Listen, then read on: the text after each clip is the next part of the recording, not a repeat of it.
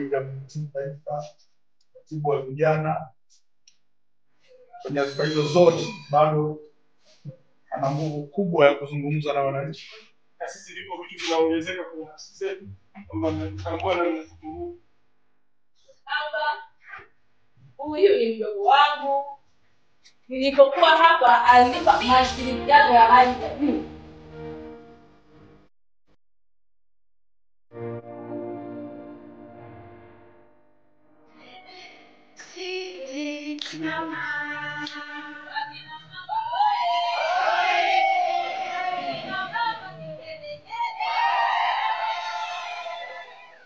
Kumwombea kura za ndio, kura za kishindo kwa Dr. Samia Suluhu Hassan ambaye ndiye mgombea wetu kupitia chama chetu cha Mapinduzi.